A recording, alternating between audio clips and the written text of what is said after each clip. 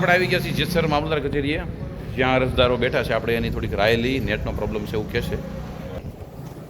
હું આવ્યા ભાઈ તમે દાખલા પાડો તો શું પ્રોબ્લેમ છે? થાય છે કે નથી થતું? નેટ નથી આવતું. નેટ નથી આવતું. હું આવ્યા તમે છોકરી માટે આવ્યો છો સ્પિનર કરતા 4 દિવસ થયા છે, નેટ જ નથી આવતું. અમે ઈડબ્લ્યુએસ નો દાખલો કઢાવ્યો. તો શું થયું? નેટ નથી આવતું. ચાર દીતા નેટના ધાંજા હાલે ભાઈ. હા. જેસર તાલુકામાં બરાબર છે. ચાર દીતા ધક્કા ખાઈ છે. હા હા હા નથી નેટ આવતું. સમજાય. ચોથો દિવસ થયો છે.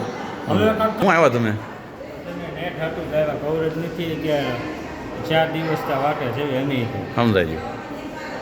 તો તમે જોઈ શકો છો અરજદારો હેરાન થાય છે. ખરેખર અરજદારો હેરાન થાય છે. આપણે જોઈ શકો છો ઘણા અરજદારો છે, પણ મામલતદારને આપણે જાણ કરતાં એવું ધ્યાનમાં આવ્યું કે BSNLના વાયરો નાળા નવા બનતા હોય મોવા રોડ તથા પાલિતાણા રોડે, એટલા માટે નેટ નથી આવી રહ્યું. તો અહીં મામલતદાર કચેરીનો કંઈ વાંક નથી, પણ રસ્તામાં BSNL અધિકારીશ્રીઓ વાયર હાંતા ન હોય તેથી આ પ્રોબ્લેમ થાય છે. નેટ આવતું જ નથી. નેટ નથી આવતું.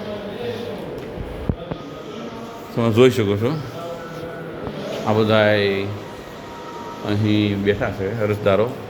પણ મામલતદારશ્રીને આપણે રજૂઆત કરી તો એ એમ કહે છે કે મહુવા અને પાલિતાણા રોડ ઉપર નવા નાળા બંધાય છે, તો એ નવા નાળાના વાયરો BSNLના અધિકારીઓ દ્વારા હાંધવામાં નથી આવતા. તો એ BSNLના અધિકારીઓ દ્વારા તાત્કાલિક કામગીરી કરવામાં આવે. જેસર તાલુકો જે પણ અધિકારીઓ દ્વારામાં આવતો હોય તેની આપણે રજૂઆત અત્યારે તાત્કાલિક અહીંથી કરી છે જેસરથી.